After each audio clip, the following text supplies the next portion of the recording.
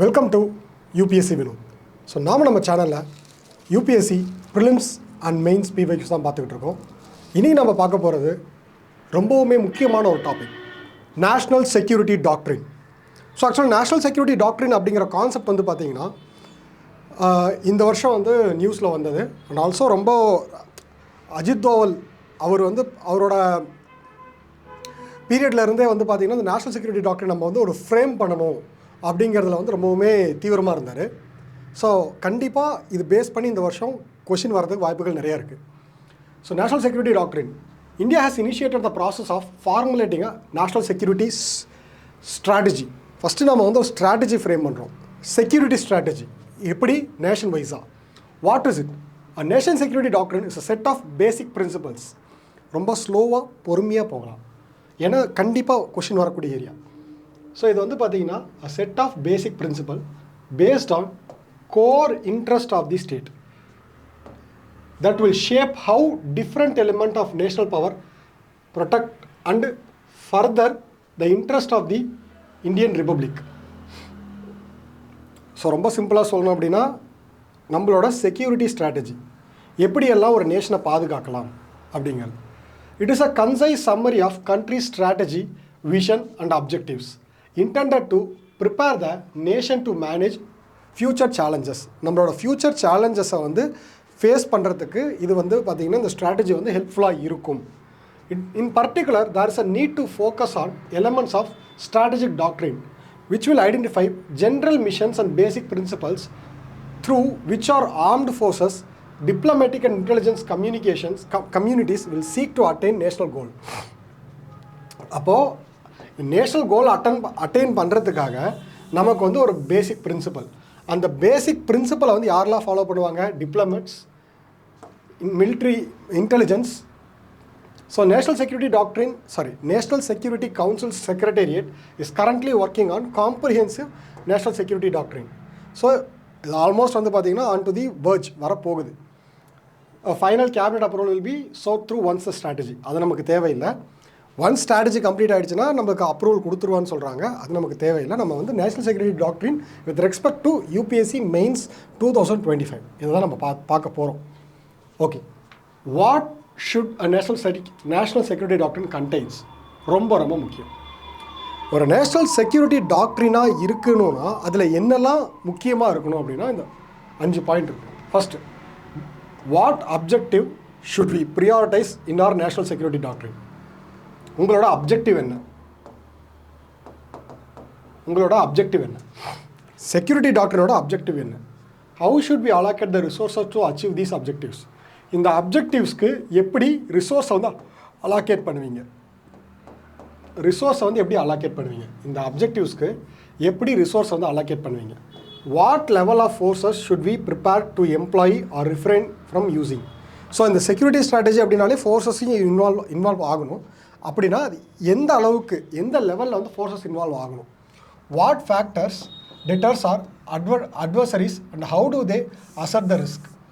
So ஆக்சுவலாக வந்து பார்த்தீங்க அப்படின்னா காம்படேட்டர்ஸ் ஆர்எல்ஸ் நம்ம எதுக்காக இந்த நேஷனல் செக்யூரிட்டி டாக்ட்ரின் அப்படின்னா செக்யூரிட்டி த்ரெட்டுக்காக. அந்த செக்யூரிட்டி த்ரெட் வந்து பார்த்தீங்கன்னா எந்த மாதிரிலாம் இருக்கணும்? ஸோ ரிஸ்க்கை வந்து அசஸ் பண்ணணும்.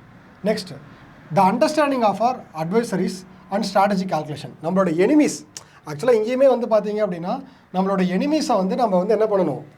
பார்த்து அவங்கள அனலைசிஸ் பண்ணி அதுக்கேற்ற மாதிரி நம்ம என்ன பண்ணணும்? ஸ்ட்ராட்டஜிஸ் வந்து ஃபார்ம் பண்ணணும். இதுக்காக தான் வந்து பார்த்திங்கன்னா இந்த நேஷ்னல் செக்யூரிட்டி டாக்ட்ரின். ஸோ கண்டிப்பாக வந்து பார்த்திங்கன்னா இது தேவை. What should a national security doctrine contain? Next, need for a national security doctrine. இதுதான் ஃபஸ்ட்டு மெயின்ஸ் கொஷின் வரதுக்கு உண்டான possible area. National security doctrine வந்து எதுக்காக வரணும்? ரொம்ப சிம்பிளாக சொல்லணும்னா ஆன்சர் ரைட்டிங்கில் நம்ம சொல்கிறதுக்கு நியூ டொமைன் வார்ஃபேர்ஸை வந்து நம்ம என்ன பண்ணணும்னா இப்போ அதிகமாகிடுச்சு.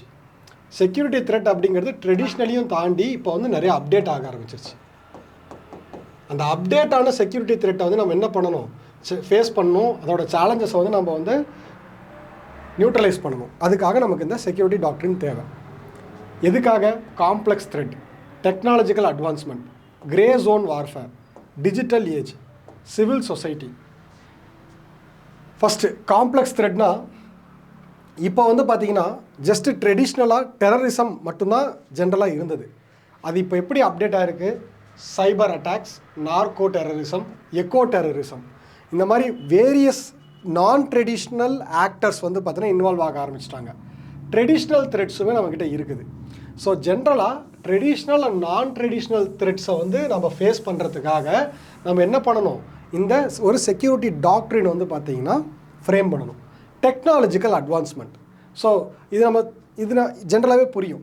ஏன்னா இப்போ பேட்டில் ஃபீல்டு வந்து பார்த்திங்கன்னா எக்ஸ்பேண்ட் ஆக ஆரம்பிச்சிருச்சு. இதுக்கு முன்னாடி வந்து பேட்டில் ஃபீல்டுன்னு எடுத்துக்கிட்டால் ஜஸ்ட் பார்டர் ஏரியாஸ் அந்த மாதிரி தான் பேட்டில் ஃபீல்டுன்னு இருந்தது. இப்போது சைபர் ஸ்பேஸ் இருக்குது, ஸ்பேஸ் இருக்குது. ஸோ இது மாதிரி நிறைய வார் ஜோன்ஸ் வந்து பார்த்திங்கன்னா இன்க்ரீஸ் ஆகிடுச்சு, பேட்டில் ஃபீல்டு வந்து இன்க்ரீஸ் ஆகிடுச்சு. ஸோ அதெல்லாம் நல்லிஃபை பண்ணுறதுக்கு வந்து பார்த்திங்க அப்படின்னா நம்ம என்ன பண்ணணும்? ஒரு செக்யூரிட்டி டாக்ட்ரின் வேணும். Grey zone warfare. What is mean by grey zone warfare? அதாவது பீஸ் அண்டு வார், இதுக்கு நடுவில் இடைப்பட்ட ஒரு ஒரு ஒரு ஒரு இருக்குது. பீஸ்லேருந்து வாருக்கு டிரான்ஸ்ஃபார்ம் ஆகிறதுக்கு ஒரு இடைப்பட்ட ஒரு ஜோன் இருக்குது, அதுதான் கிரே ஜோனுன்னு சொல்லுவாங்க. இந்த இடத்துல நடக்கக்கூடிய வார்ஃபேர்ஸை வந்து நீங்கள் கண்ட்ரோல் பண்ணணும் அப்படின்னா operations that exist in ambiguous space between peace and war, அதுதான் கிரே ஜோன். அதுதான் கிரே ஜோன். அந்த இடத்துல நடக்கக்கூடிய வார் அந்த இடத்துல நடக்கக்கூடிய அட்டாக்ஸை வந்து நம்ம வந்து நியூட்ரலைஸ் பண்ணணும்னா நமக்கு ஒரு செக்யூரிட்டி டாக்ட்ரின் வேணும். டிஜிட்டல் ஏஜ் ரொம்ப சிம்பிளான ஆன்சர். இந்த பேட்டில் ஸ்பேஸ் வந்து பார்த்தீங்கன்னா டிஜிட்டல் டெக்னாலஜி வந்து கையில் எடுக்க ஆரம்பிச்சிட்டாங்க. ஸோ அதுக்கு நம்ம என்ன பண்ணணும்? புது புது ஸ்ட்ராட்டஜிஸ் வேணும். அதனால் நமக்கு வந்து ஒரு நேஷனல் செக்யூரிட்டி டாக்ட்ரின் வேணும். புது நேஷனல் செக்யூரிட்டி டாக்ட்ரின் வேணும். Civil society, the new frontiers of the war, what you call 4th generation warfare. So civil சொசைட்டியை வந்து இன்வால்வ் பண்ணுறது இப்போ இருக்கக்கூடிய, because we are vulnerable, easily vulnerable. Cyber space ஈஸியாக நம்மளை வந்து அட்டாக் பண்ணிடலாம். ஸோ அந்த சைபர் ஸ்பேஸ் மூலயமா ஸோ அதை தான் வந்து பார்த்திங்கன்னா சொல்கிறாங்க 4th generation வார்ஃபேர் அப்படின்னு சொல்லி நம்மளோட அஜித் தோவல் வந்து சொல்லியிருக்கிறாரு. ஓகேங்களா? அப்போது ஆக்சுவலாக இந்த நியூ டொமைன்ஸ் ஆஃப் வார்ஃபேரை எல்லாத்தையுமே வந்து நம்ம வந்து சேலஞ்சாக அக்செப்ட் பண்ணி அதை வந்து நியூட்ரலைஸ் பண்ணுறதுக்காக நமக்கு வந்து என்ன வேணும்? And also finally one more is there, proxy wars. So proxy wars வந்து ரொம்ப ரொம்ப முக்கியம். Proxy wars. So increasing reliance on proxy actors or conduct of warfare necessitating the comprehensive and adaptive security strategies. So இது எல்லாமே வந்து பார்த்திங்கன்னா நமக்கு வந்து complex threat, technological advancement, grey zone warfare, digital age, civil society, proxy wars, இது எல்லாமே வந்து என்னது? நமக்கு வந்து புது நேஷ்னல் செக்யூரிட்டி டாக்ட்ரின் வேணும் அப்படிங்கிறதுக்கு உண்டான நீட்ஸ். இதுக்கு முன்னாடி யாரெல்லாம் வந்து சஜஸ்ட் பண்ணியிருக்காங்க அப்படின்னா Kargil review committee, Naresh Chandra task force on security. இவங்க ரெண்டு பேரும், இந்த ரெண்டு கமிட்டியுமே வந்து பார்த்தீங்கன்னா என்ன பண்ணியிருக்காங்கன்னா நமக்கு ஒரு நேஷ்னல் செக்யூரிட்டி வேணும் அப்படின்னு சொல்லியிருக்காங்க. Okay, integration of threat perception. So 1 minute.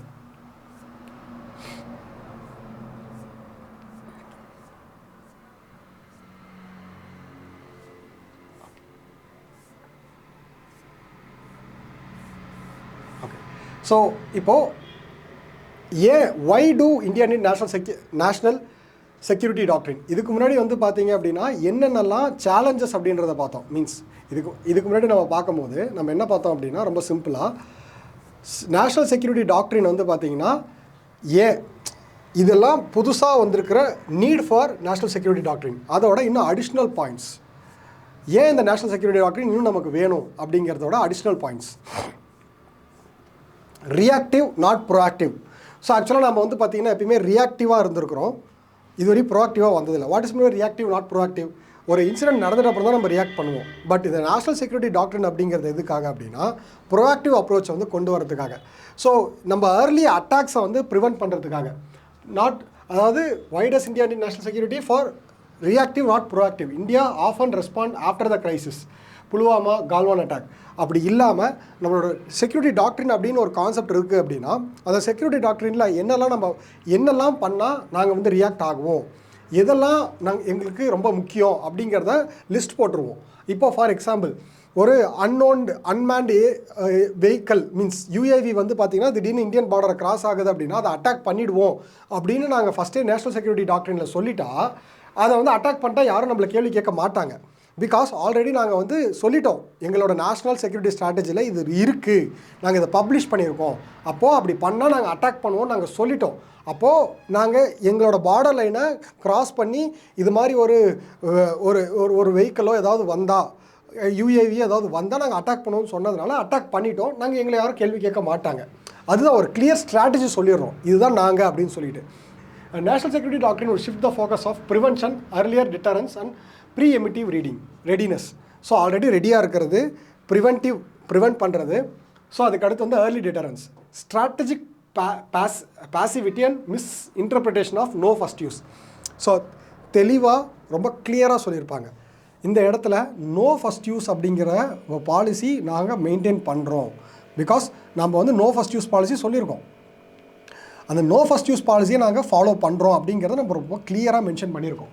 So அதுக்கு அடுத்து இது வந்து நேஷனல் செக்யூரிட்டி டாக்டரில் நம்ம மென்ஷன் பண்ணியே ஆகணும். Because no first use policy அப்படிங்கிறது என்னது, நியூக்ளியர் ஆர்ம்ஸை நாங்கள் ஃபஸ்ட்டு யூஸ் பண்ண மாட்டோம். அதாவது யாராவது எங்களுக்கு அகேன்ஸ்டாக யூஸ் பண்ணால் நாங்கள் ரியாக்ட் பண்ணுவோமே தாண்டி இந்த இடத்துல நாங்கள் ப்ரோஆக்டிவாக இருக்க மாட்டோன்றது இதில் கிளியராக சொல்லியிருப்பாங்க. So NSD must clarify India's response posture, massive retentions versus focused but punitive actions. அதுக்கடுத்து ஃப்ராக்மெண்டட் இன்ஸ்டிடியூஷனல் ரெஸ்பான்ஸ். ஆக்சுவலாக இந்தியா கிட்ட வந்து ஒரு யூனிஃபைட் கமாண்ட் கிடையாது. பிகாஸ் அந்த யூனிஃபைட் கமாண்டை எடுக்கிறதுக்கு தான் பிபின் ராவத் வந்து ட்ரை பண்ணியிருப்பார். ஜென்ரல் பிபின் ராவத் வந்து அதுக்கு உண்டான ஸ்டெப்ஸ் எடுத்திருப்பார். But unfortunately it ended in failure. திரும்பவும் இந்த நேஷனல் செக்யூரிட்டி டாக்ட்ரினில் ஸ்ட்ராட்டஜியில் என்ன சொல்லியிருக்காங்கன்னா, யூனிஃபைட் கமாண்டுக்கு உண்டான ஒரு ஸ்ட்ரக்சரை வந்து கொண்டு வந்திருக்காங்க. So coordination among military intelligence and civil agencies, இவங்களுக்குள்ளே வந்து பார்த்திங்கன்னா ஒரு கோஆர்டினேஷன் இருக்கணும் அப்படின்னு சொல்லிட்டு. NSD would define the roles and responsibilities and inter agency protocols. அதான் ப்ராப்பராக ரூல்ஸ் அண்ட் ரெகுலேஷன்ஸ் வந்து என்ன பண்ணிவிடும் அப்படின்னா இது வந்து லிஸ்ட் அவுட் பண்ணிவிட்டால் யாருக்கும் எந்த ஒரு கன்ஃபியூஷனும் வராது. அப்போ அவங்களோட டியூட்டி அவங்கவுங்க கரெக்டாக செய்வாங்க. Lack of strategic guidance for emerging threat, இது வந்து பார்த்திங்கன்னா இப்போது இந்த ஸ்ட்ராட்டஜிக் கைடன்ஸ் வந்து நம்மக்கிட்ட கிடையாது. நேஷனல் செக்யூரிட்டி டாக்ட்ரின் வந்து என்ன பண்ணுதுன்னா இதை அட்ரஸ் பண்ணுது. Like cyber attacks, AI led radicalisation, crypto terrorism, grey zone warfare, இது எல்லாத்தையுமே வந்து பார்த்திங்கன்னா இந்த நேஷனல் செக்யூரிட்டி டாக்ட்ரின் வந்து என்ன பண்ணுது, அட்ரஸ் பண்ணுது. So explicitly address non traditional and tech enabled threats. ரொம்ப கிளியராக மென்ஷன் பண்ணியிருக்காங்க, நாங்கள் non traditional and tech enabled threats வந்து நாங்கள் என்ன பண்ணுறோம், அட்ரஸ் பண்ணுறோம் அப்படின்னு சொல்லிட்டு. Ambiguity in red line and escalation policies. Absence of clear threshold encourages adversaries like China, Pakistan to exploit India's strategic ambiguity. அதுதான் எங்களை மீன்ஸ் இந்த நான் ஃபஸ்ட்டே சொன்ன எக்ஸாம்பிள் தான். ஆக்சுவலாக ஒரு இதுதான் வந்து எங்களோட பாலிசி, இதை நீங்கள் கிராஸ் பண்ணிக்கணும், இதை நீங்கள் இன்டர்ஃபியர் ஆனீங்க அப்படின்னா நாங்கள் அட்டாக் பண்ணுவோம் அப்படின்னு ப்ராப்பராக இல்லாதனால பாகிஸ்தானுக்கும் சைனாவுக்கும் ஒரு அட்வான்டேஜாக போயிடுச்சு. பிகாஸ் பாகிஸ்தான் வந்து பார்த்திங்கன்னா China already national security strategy வந்து டீலினேட் பண்ணிட்டாங்க. மீன்ஸ் அவங்க ஆல்ரெடி அவங்களுக்கு இருக்குது, பாகிஸ்தானுக்கும் இருக்குது. அப்போ இந்தியாவுக்கு கண்டிப்பாக நேஷனல் செக்யூரிட்டி ஸ்ட்ராட்டஜி தேவை. அதுக்கடுத்து நீட் ஹாலிஸ்டிக் செக்யூரிட்டி விஷன், அவ்வளோதான். ஸோ இதெல்லாம் நமக்கு தேவையில்லை, பிகாஸ் அவங்கவுங்களோட வியூஸ் இது. ஸோ சேலஞ்சஸ், என்னெல்லாம் challenges, lack of political concerns, இதுவும் கொஷின் தான். ஆக்சுவலாக என்னெல்லாம் சேலஞ்சஸ், ஃபஸ்ட்டு வந்து இவ்வளோ நேரம் நம்ம வந்து ஏன் நேஷனல் செக்யூரிட்டி ஸ்ட்ராட்டஜி வேணும்னு பார்த்தோம். இப்போது என்னெல்லாம் சேலஞ்சஸ் அதில் இருக்குன்றதை பார்க்குறோம். லேக் ஆஃப் பொலிட்டிக்கல் கன்சென்சஸ், எப்பயுமே இது வந்து ஒரு நேஷனாக சேர்ந்து எடுக்கிறோம் அப்படின்ற பட்சத்தில், இந்த மாதிரி ஒரு டெசிஷன் எடுக்கிறோம் அப்படிங்கிற பட்சத்தில் அந்த பொலிட்டிக்கல் கன்சென்சஸ் வந்து பார்த்திங்கன்னா இந்த இடத்துல லேக் ஆகுது. நெக்ஸ்ட்டு, ஸோ அதுக்கடுத்து சீக்ரஸி விசஸ் டிரான்ஸ்பரன்சி டைலமா. அதான் இதை வந்து பப்ளிக்காக ஒரு விஷயத்தை நம்ம செய்கிறோம் அப்படின்ற பட்சத்தில் இந்தியாஸ் ரெட்லைன் இதை வந்து எக்ஸ்போஸ் பண்ணுது, ஸ்ட்ராட்டஜிக் கேப்ஸ் எக்ஸ்போஸ் பண்ணுது, decision making logic to advisories. So நம்மளோட ஸ்ட்ராட்டஜி இதுதான் அப்படின்னு சொல்லி ஓப்பனாக நம்ம வந்து பப்ளிஷ் பண்ணும்போது இது வந்து இந்த மாதிரி ஒரு சீக்ரஸி விசஸ் டிரான்ஸ்பரன்சி டைலமா வந்து கிரியேட் பண்ணுது. ஸோ அதுக்கடுத்து வந்து bureaucratic silos and institutional fragmentation. திரும்ப அதே தான், இன்ஸ்டிடியூஷனல் ஃப்ராக்மெண்டேஷன், கோஆர்டினேஷன் கிடையாது. Fear of doctrines rigidity. ஆக்சுவலாக ஒன்ஸ் அந்த டாக்ட்ரினை நம்ம வந்து பப்ளிஷ் பண்ணிட்டோம்னா அது ரொம்ப ரிஜிடாக தான் இருக்க போகுது. பிகாஸ் இதை செஞ்சால் இதை செய்ய போகிறோம். அப்போது அந்த இடத்துல ஒரு ரிஜிடிட்டி வந்து கிரியேட் பண்ணுது. Fixed doctrine may be viewed as a inflexible in fast changing world. நம்ம கண்டிப்பாக, ஆனால் நம்ம வந்து என்ன பண்ணியிருக்கோம் அப்படின்னா, நம்ம நேஷ்னல் செக்யூரிட்டி டாக்ட்ரினில் கண்டிப்பாக இதை வந்து ஃப்யூச்சருக்கு ஏற்ற மாதிரி நம்ம அப்டேட் பண்ணுவோம் அப்படிங்கிறத ரொம்ப கிளியராகவே மென்ஷன் பண்ணியிருக்கோம்.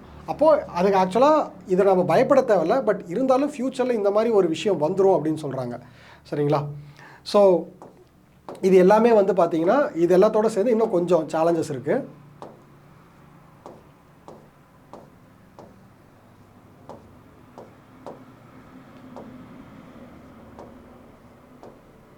Okay. So integrated threat perception, blurring lines, ஆக்சுவலாக இதுவும் ரொம்ப முக்கியம். இப்போ வந்து எக்ஸ்டர்னல் இன்டர்னல் த்ரெட் அப்படின்னு சொல்லி 2 கான்செப்ட் இருக்குது. பட் இன்றைக்கி வந்து பார்த்திங்கன்னா இன்றைக்கி இருக்கிற சுச்சுவேஷனில் பிளர்ரிங் லைன்ஸ், இந்த இன்டர்னல் அண்ட் எக்ஸ்டர்னல் த்ரெட்ஸ் வந்து என்ன ஆகுது அப்படின்னா ரெண்டுமே ஃபேட் அவுட் ஆகிடுச்சு. இப்போது எல்லாமே வந்து ஓவராலாக எக்ஸ்டர்னல் த்ரெட்டும் சரி இன்டர்னல் த்ரெட்டும் சரி சிமிலராகவே என்ன சொல்கிறாங்க, இந்த டிஸ்டிங்க்ட் வந்து பார்த்திங்கன்னா என்ன ஆகுதுன்னா பிளர் ஆகிட்டு வருது டுடே. ஏன்னா எக்ஸ்டர்னல் த்ரெட்டுன்னு நம்ம தனியாக லிஸ்ட் போட்டு வச்சுருப்போம், இன்டர்னல் த்ரெட்டுன்னு தனியாக லிஸ்ட் போட்டு வச்சுருப்போம். இது ரெண்டுமே இல்லாமல் புதுசாக வந்து பார்த்திங்கன்னா என்ன ஆகுதுன்னா இது ரெண்டுமே காமனாலிட்டிஸ், இந்த 2 த்ரெட்டுக்குமே 2 காமனாலிட்டிஸ் அதிகமாகிடுச்சு. அதனால் இந்த லைன் வந்து பிளர் ஆகிடுச்சு.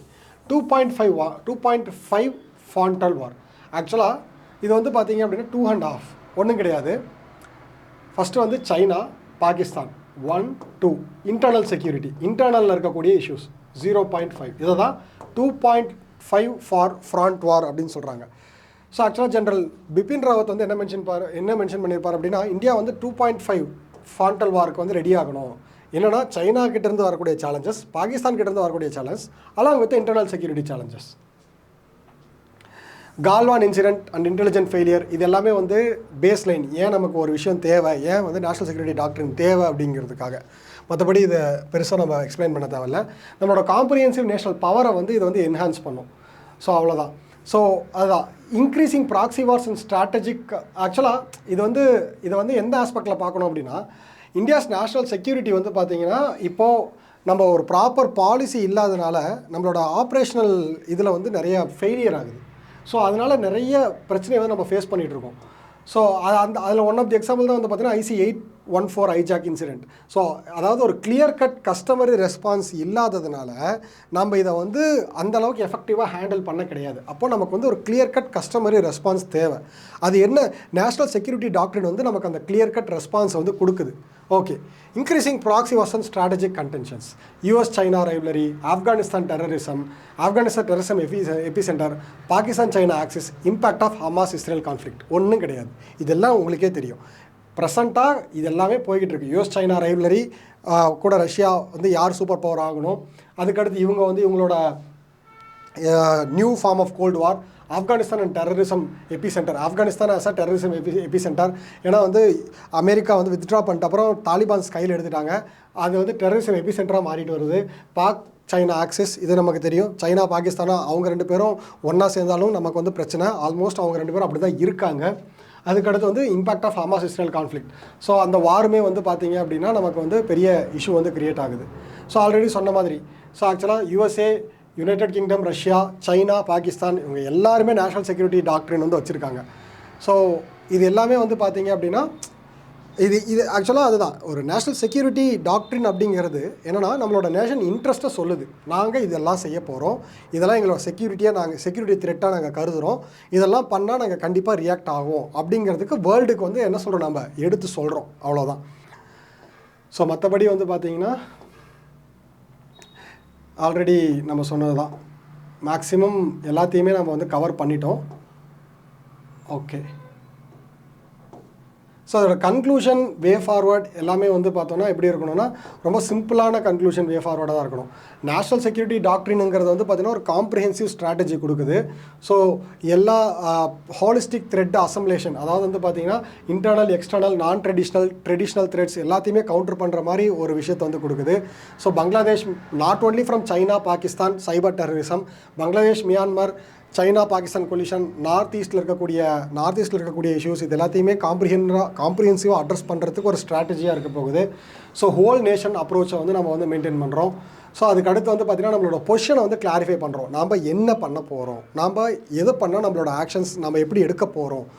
இது வந்து நம்ம வந்து இப்போது ஃபார் எக்ஸாம்பிள் சைனாவே AI யூஸ் பண்ணி நம்மளை அட்டாக் பண்ணுறாங்க அப்படின்னா, ஆர்டிஃபிஷியல் இன்டெலிஜென்ஸ் யூஸ் பண்ணி அட்டாக் பண்ணுறாங்கன்னா நம்மளுக்கு நேஷனல் செக்யூரிட்டி டாக்டரில் மென்ஷன் பண்ணியிருப்போம். இந்த மாதிரி ஆர்டிஃபிஷியல் இன்டெலிஜென்ஸ் யூஸ் பண்ணி இந்தியன் சைபர் ஸ்பேஸை நம்ம யாராவது அட்டாக் பண்ணால் நாங்கள் கண்டிப்பாக என்ன பண்ணுவோம், ஆக்ஷன்ஸ் எடுப்போம் அப்படிங்கிறது. அப்போது ஈஸியாக வந்து பார்த்திங்கன்னா நம்ம ரியாக்ட் பண்ணுறதுக்கு நமக்கு வந்து ஒரு ஒரு ஒரு இதாக இருக்கும். ஓகே, ஸோ அவ்வளோதான். இதுதான் வந்து பார்த்திங்கன்னா நேஷ்னல் செக்யூரிட்டி டாக்ட்ரின் அப்படிங்கிறது. எனக்கு தெரிஞ்சு இதுதான் கொஷினாக வரலாம். இதிலிருந்து நம்ம வந்து ஒரு கொஷின் ஃப்ரேம் பண்ணி பண்ணலாம். கண்டிப்பாக வந்து பார்த்திங்கன்னா இதை பேஸ் பண்ணி ஒரு மெயின்ஸ் கொஷின் வந்து நான் ஃப்ரேம் பண்ணி டிஸ்கஸ் பண்ணலான்னு இருக்கேன். எனிவே இது வந்து தான் நேஷ்னல் செக்யூரிட்டி டாக்ட்ரினை பற்றி எக்ஸ்பெக்ட் பண்ணக்கூடிய கொஷின்ஸ் பாயிண்ட்ஸ். தேங்க்யூ.